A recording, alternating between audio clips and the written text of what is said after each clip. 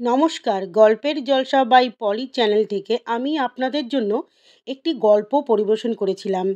তার নাম ভয়াল অরণ্যের অভিশাপ। আজ তার দ্বিতীয় অধ্যায়। যদি আগের অধ্যায় না শুনে থাকেন তাহলে আগের অধ্যায় দুটো শুনে নেবেন, লিংক ডেসক্রিপশনে দেওয়া আছে। অরণ্য থেকে ফিরে আসার পর রুদ্র আগের মতন স্বাভাবিক আচরণ করতে লাগলো।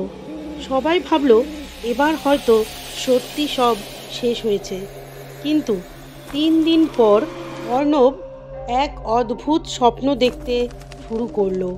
একটি অন্ধকার ঘরে সে দাঁড়িয়ে আছে, সামনে এক নারীর ছায়া। তার চোখ দুটো একেবারে শূন্য, ঠোঁটে অদ্ভুত হাসি। তুমি কি সত্যি মনে করো আমি চলে গেছি? মৃদু কণ্ঠে বলল সেই ছায়া। অর্ণব চিৎকার করে উঠে পড়ল। নীরা ও তন্ময়ও একই স্বপ্ন দেখেছিল। আমরা বড় ভুল করেছি, আতঙ্কিত কণ্ঠে বলল নীরা। তারা ছুটে গেল রুদ্রের বাসায়। দরজা ভেতর থেকে বন্ধ ছিল। অনেক ডাকাডাকির পরও কোনো সাড়া পাওয়া গেল না। শেষে দরজা ধাক্কা দিয়ে ভেঙে ফেলে তারা। ভিতরে ঢুকেই যে দৃশ্য দেখল তা তাদের শ্বাসরুদ্ধ করে দিল। রুদ্রের দেহ জানালার সামনে ঝুলছিল, চোখ দুটো ফাঁকা আর ঠোঁটের কোণে এক অস্বাভাবিক হাসি।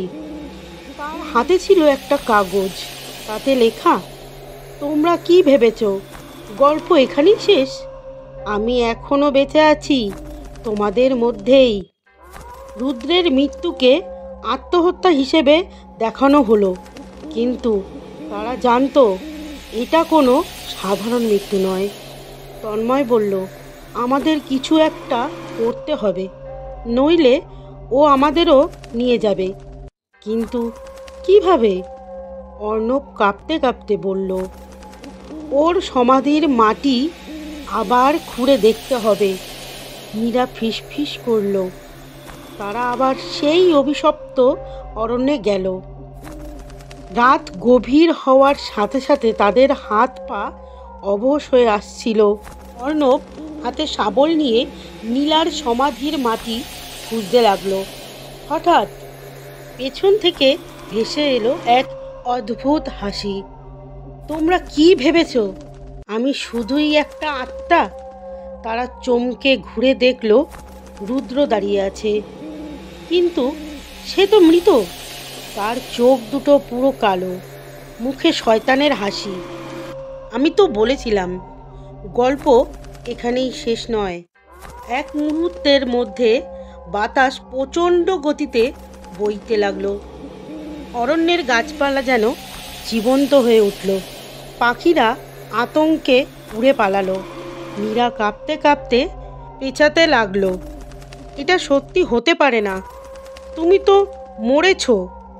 আমি রুদ্র নই, শীতল কণ্ঠে বলল সে। তাহলে কে তুমি? তন্ময় গলা শুকিয়ে ফিসফিস করল, আমি সেই অরণ্যের অভিশাপ, এবং এবার তোমাদেরও আমার সঙ্গে নিয়ে যাব।